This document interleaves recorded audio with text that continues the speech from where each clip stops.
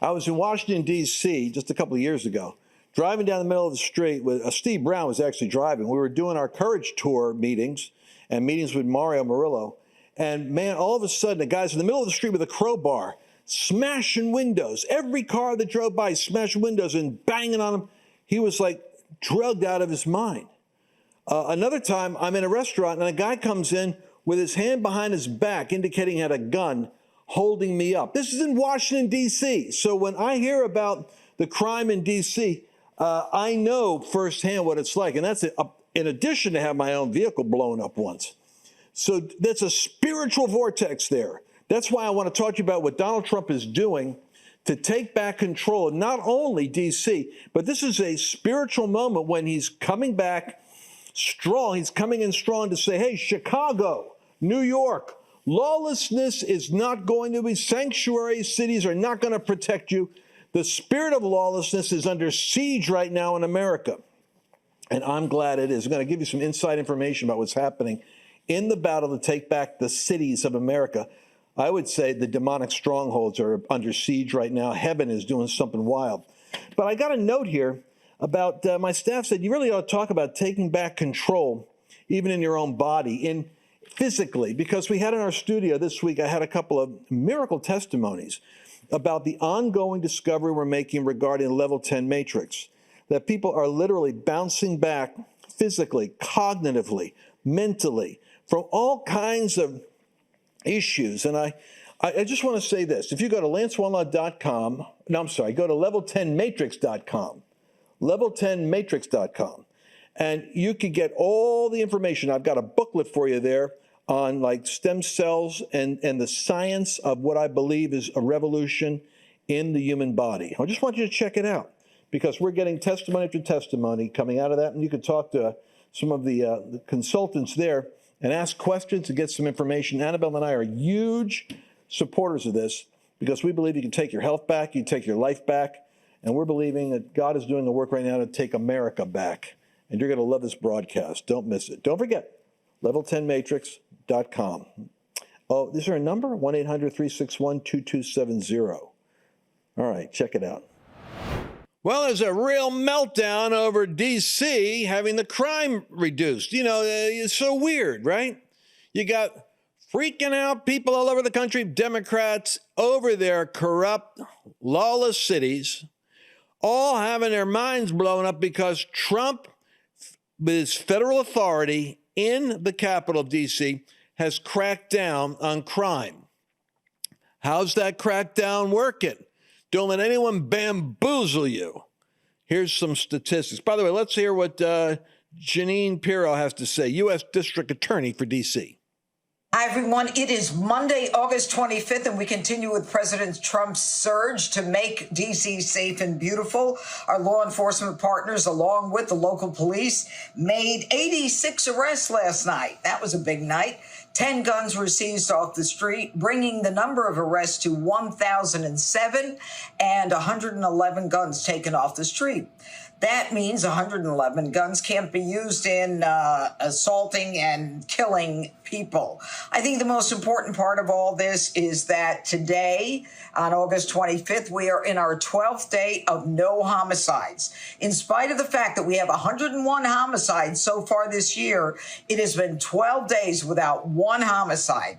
And I got to tell you, folks, that's big. That's really big. The deterrent effect of all that's going on as a result of the president's move to make D.C. safe and beautiful is literally changing the safety landscape of Washington. This president is making a difference. And I'm telling you that as the prosecutor here, we're putting together the best cases we can to bring those cases into court to get convictions. Have a good day. Well, let's take a look at this. So and Donald Trump is threatening. He's threatening to take the show on the road. He says, we got to take care of these other cities. I mean, there's no reason why hoodlums and muggers and carjackers and vagrants and people are walking around intimidated and frightened. Listen, I had 2 attempted muggings in my own life in Washington, D.C., and 1 limousine bombed. So I can tell you personally that, believe me, I'm praying whenever I go to the city to go visit a politician. But the cities in the United States, I get so frustrated with Grok because their programs, sometimes these AIs are so programmed by the left. They're saying, "Oh, crime's not a problem." I go, "Well, let me just give me the top 10. Crime's not a problem. Where isn't crime a problem? Overall crime. Tell me the total violent crime data. All right, top 10 cities. Memphis, Tennessee, 9,000 per 100 residents, close to 10% of the residents. Total crime rate out of 100,000 residents, 9,400. Portland, Oregon, 6,000 crimes committed. Detroit, 6,000. Seattle, 5,700. So Memphis, Portland, Detroit, Seattle, Baltimore, Denver, Nashville, Philadelphia. Makes you wonder what party is running these cities, who's running these cities, and to what extent is this crime just baked in as part of the way in which lawlessness is tolerated? Well, Trump is indicating, look how we could turn around this city. Let me hear what, I haven't heard this yet, but you got a video in there of Stephen Miller laying out Trump's crime crackdown in D.C. Let's hear what Stephen Miller says. No police officer working in the city can remember a time in their lives when there has been no murders. You can work at the police department for 20 years, 30 years, your whole life. We've checked the records. No one can even find a record of being murder-free for as long as we've been murder-free under President Trump's leadership. Additionally, and the president spoke about this before, we've uncovered, in the process of uncovering, a massive scandal in Washington, D.C. with the doctoring of crime stats. And the Department of Justice, under the Attorney General, is leading the effort to uncover this. But when we ultimately share the results, it will stun you. The extent to which, even though D.C. had the worst crime in America, honestly measured, it dramatically understated how bad it was. There's even accusations that murders and homicides were reported as accidents instead of murders. I mean, this is how severe the manipulation of the crime data has been in this city, and it will all be uncovered and it will all be brought to light. You know, I've had a chance to spend some time, as has everyone here, with the police officers in the city. Members of the public are going up to them and thanking them, just overflowing with gratitude, because for the first time in their lives, they can use the parks, they can walk on the streets. You have people who can walk freely at night without having to worry about being robbed or mugged. They're wearing their watches again. They're wearing jewelry again. They're carrying purses again. People had changed their whole lives in this city for fear of being murdered, mugged, and carjacked. It is a literal statement that President Trump has freed 700,000 people in this city who were living under the rule of criminals and thugs. Wow, I hadn't thought about that. That, of course, you can change the way you report a crime. So let's say that you say people are going into Rite Aid or Walmart or CVS, and they're stealing stuff. And then instead of it being classified as this kind of a crime, you drop it down to a misdemeanor, and suddenly crime's down. Not because the crime isn't happening, but because you reclassify how you report the crime.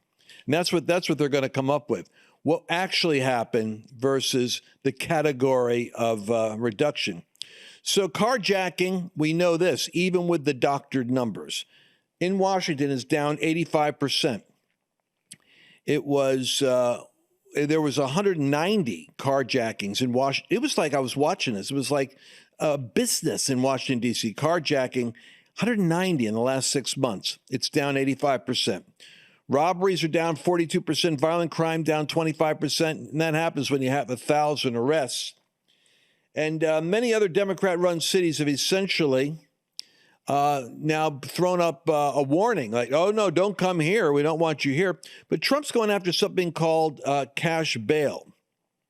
That means the suspects are released from custody while they await trial without posting any bail.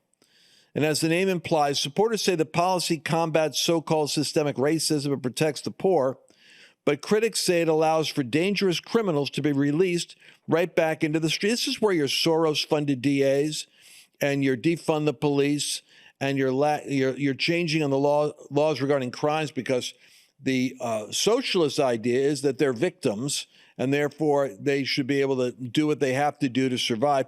But you see, when you don't have a cash bail, no cash bail means someone could technically commit rape or assault and not worry about no cash and being told to come back in a couple of months for a trial, and they take off and they never show up in court.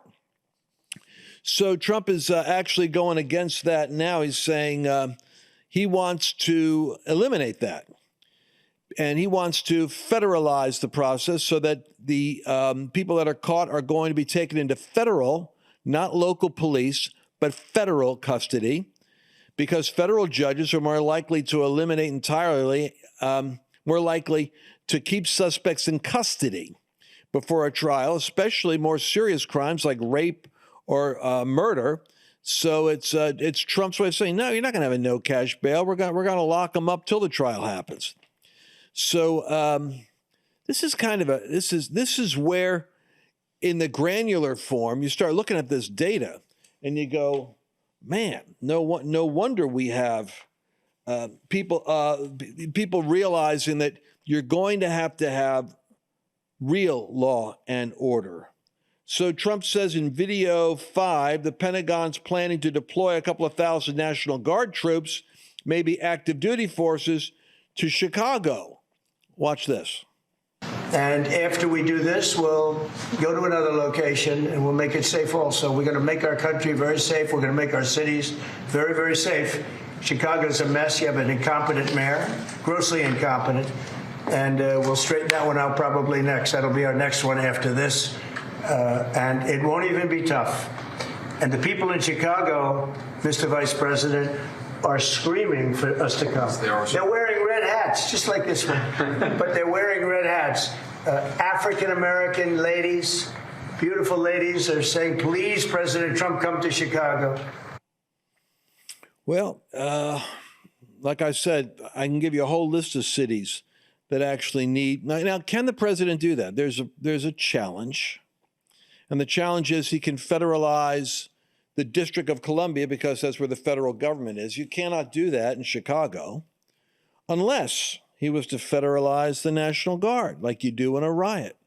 And you say, no, we're going to have to overrule the governor. Now, the Governor Pritchard, just like Governor Newsom, it's strange how the Game of Thrones is, that the states that are the most lawless, that are the sanctuary cities, that have the crime, also have blue state governors that want to run for president.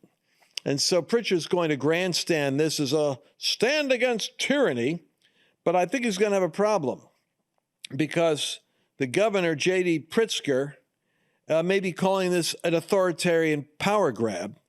But when crime is reduced and the people are safe and dangerous gangs are being taken off the streets, well, it's a different story then, isn't it? Now you have an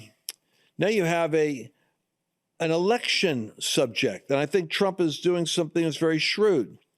He is showing that he's for the people, and the politicians are for the criminals, and that's not the position that any of them really want to be in. Of course, Illinois' Governor Pritzker says he's going to go to the mats and fight Trump if he wants to come to Chicago, because Chicago's a great place. Like Trump doesn't know that. And there's no crime going on here. And ironically, he does this announcement right in front of Trump Plaza, the Trump Tower. Check this out. We're very pleased about the progress that we're making. I know that I live rent-free in the president's head, and I wish he would spend some time in Chicago so that he could see what a lovely city we have. Governor, quick follow-up. What do you do if the National Guard is activated?